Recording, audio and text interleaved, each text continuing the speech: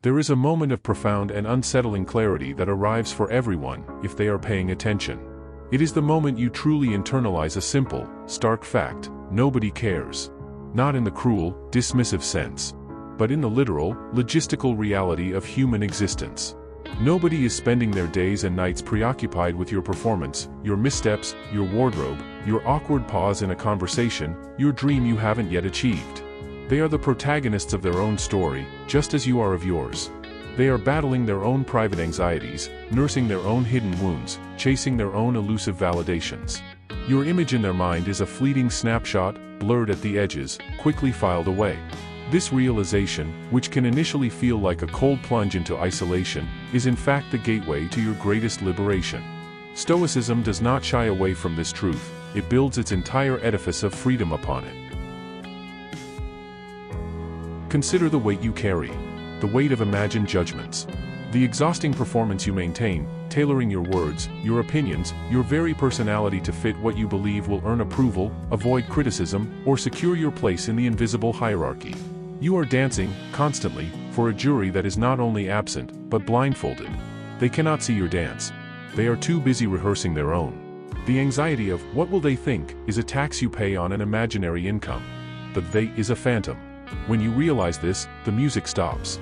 The stage empties. And in that sudden, ringing silence, you are left with only yourself. This is not a void. This is your workshop. This is where real creation begins. Stoicism seizes upon this realization not as a cause for despair, but as the ultimate mandate for sovereignty. If nobody is ultimately scrutinizing your life with the intensity you fear, then you are finally, truly free to build it according to your own principles. The opinions of others move from the center of your decision-making to the periphery. They become data points about them, their preferences, their biases, not verdicts on you. This is the application of the dichotomy of control in its most social form. Their thoughts, their judgments, their gossip, these are firmly in the category of things outside your control. They belong to them, in their inner citadel. To waste your energy trying to manage the internal state of another sovereign entity is the definition of feudal diplomacy. You are trying to negotiate a peace treaty with a country you can never visit, whose language you do not speak. This shift changes everything. It changes your actions. You begin to act from an internal compass, not an external weather vane. You ask, is this right? Is this true to my values? Is this useful, instead of, will this make me look good? Will this avoid ridicule? The quality of your effort becomes the point, not the applause it might generate. You work with integrity because integrity is its own reward, not because someone might notice. You speak honestly because truth has value, not because it is strategically advantageous. Your actions become purer, stronger, and more authentic because their source is internal and uncorrupted by the need for external validation. It changes your relationship to failure and embarrassment. The missed promotion, the social faux pas, the public mistake, these events are stripped of their terrifying social horror. The imagined gallery of scoffing judges dissolves. What remains is the bare event itself and your rational response to it. The sting may be there, but the prolonged humiliation, the shame spiral fueled by believing everyone is talking about me, vanishes. You realize people will note it, perhaps for a moment, and then their attention will snap back to their own lives, their own dramas, their own insecurities.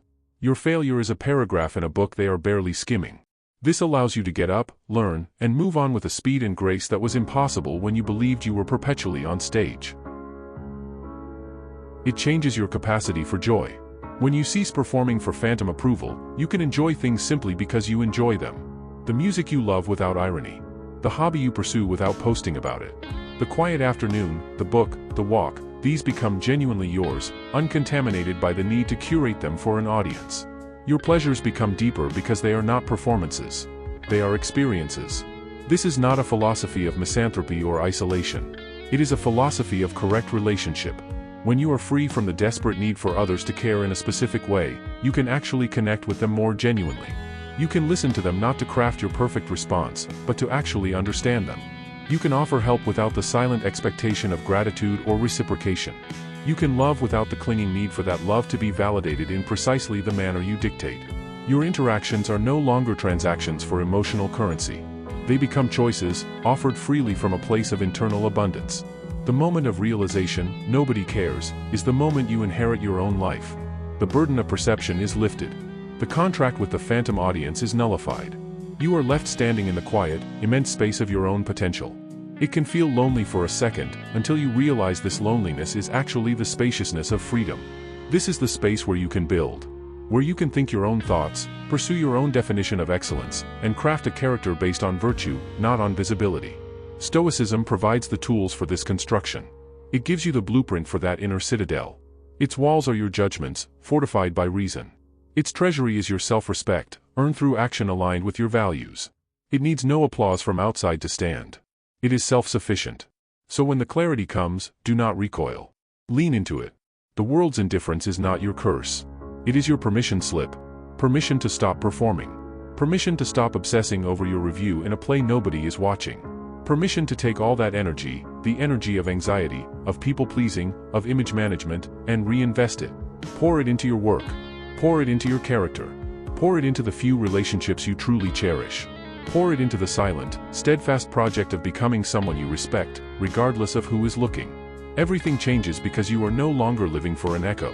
You are living for a substance. The opinion of the crowd becomes like the sound of rain. It is there, it is real, but it does not dictate the architecture of your house. You build for integrity, not for applause.